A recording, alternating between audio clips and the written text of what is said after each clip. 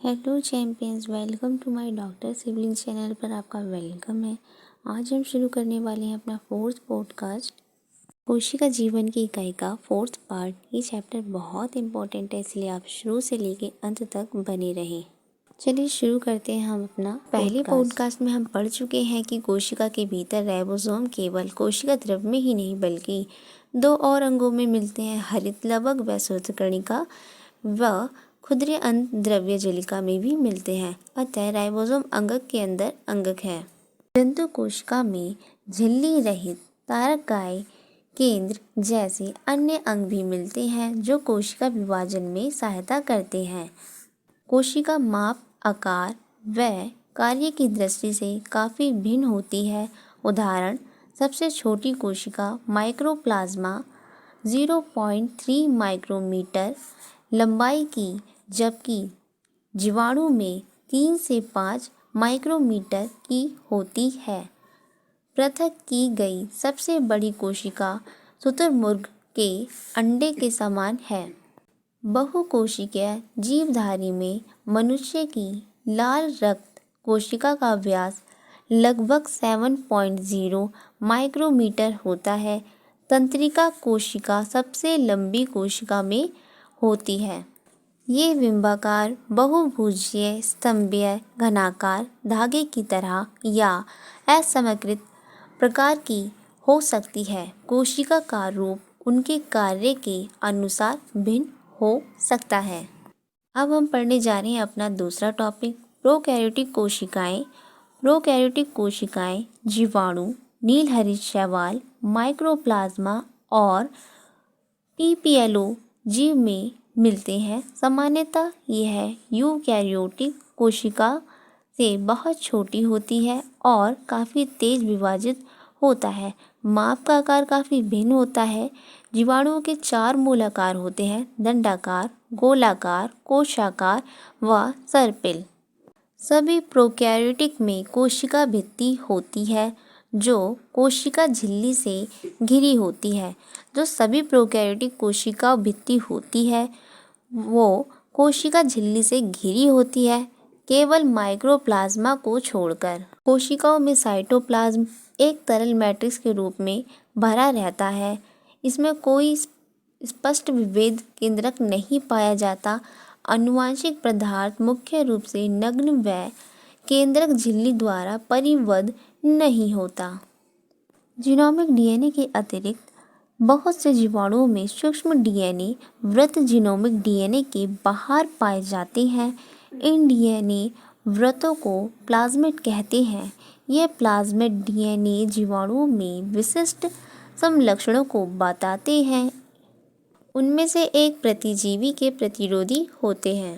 Plasmid DNA वृत्त जीवाणु का बाहरी डीएनए के साथ रूपांतरण के प्रबोधन हेतु उपयोगी है। केंद्रक झिल्ली यूकैरियोटिक में पाई जाती है। राइबोसोम के अलावा प्रोकैरियोटिक में यूकैरियोटिक अंग नहीं पाए जाते।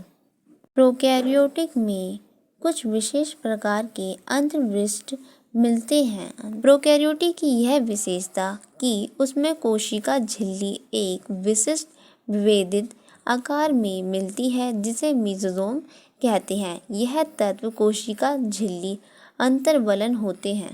अब हमें पढ़ना है अपना नेक्स्ट टॉपिक, कोशिका आवरण और उसके रूपांतरण। अधिकांश प्रोकैरियोटिक कोशिकाओं, विशेषकर जीवाणु कोशिकाओं में एक जटिल रासायनिक कोशिका आवरण मिलता है। इसमें कोशिका आवरण दृढ़तापूर्वक बंध कर 3 स्तरीय संरचना बनाते हैं, जैसे वह परत ग्लाइकोकैलिक्स, जिसके पश्चात क्रमशः कोशिका भित्ति एक जीवद्रव्य झिल्ली होती है। यद्यपि आवरण की प्रत्येक परत का कार्य भिन्न है, पर यह तीनों मिलकर एक सुरक्षा इकाई बनाते हैं। जीवाणुओं को उनकी कोशिका आवरण में विभिन्नता व हेंसग्राम द्वारा विकसित अभिरंजन विधि के प्रति विभिन्न व्यवहार के कारण 2 श्रेणियों में वर्गीकृत किया गया है, जैसे जीवाणुओं में रचना एवं मोटाई में भिन्न होती है। कुछ में ये ढीली आच्छाद होती है जिसे अवपंत परत कहते हैं, और वह दूसरों में यह मोटी कठोर आवरण के रूप में भी हो सकती है जो संपुटिका कहलाती है। कोशिका भित्ति कोशिका के आकार को निर्धारित करती है। वह सशक्त संरचनात्मक भूमिका प्रदान करती है जो जीवाणु को फटने तथा निपातित होने से बचाती है। एक विशेष झिल्लीमय संरचना जो जीव द्रव्य झिल्ली के कोशिका में फैलाव से बनती है जिसे मेसोसोम कहते हैं। यह फैलाव पुट्टिका, नलिका एवं पटलिका के रूप में होती है। यह कोशिका भित्ति निर्माण, डीएनए प्रतिकृति व उसके संतित कोशिका में विवरण को सहायता देता है या श्वसन स्राव्य प्रक्रिया जीव द्रव्य झिल्ली के पृष्ठ क्षेत्र एंजाइम मात्रा को बढ़ाने में भी सहायता करती है। कुछ प्रोकैरियोटिक जैसे नील हरित जीवाणु के कोशिका द्रव्य में झिल्ली में विस्तार होता है जिसे वर्णकीय लवक कहते हैं। इसमें वर्णक पाए जाते हैं। कोशिकाएं चलायमान तथा अचलायमान होती है। यदि वह चलायमान है तो उसमें कोशिका भित्ति जैसे पतली संरचना मिलती है जिसे कशाबिका कहते हैं। जीवाणुओं में कशाबिका की संख्या व विन्यास का क्रम भिन्न होता है। जीवाणु कशाबिका को 3 भागों में बांटा हुआ है: तंतु, अंकुश व आधार्य शरीर। जीवाणु की सतह पर पाए जाने वाली संरचना रोम व झालर उनकी गति में सहायक नहीं होती है। रोम लंबी नालीकार संरचना होती है जो विशेष प्रोटीन की बनी होती है। झालर लघु शंकु जैसे तंतु है जो कोशिका के बाहर प्रवर्धित होते हैं।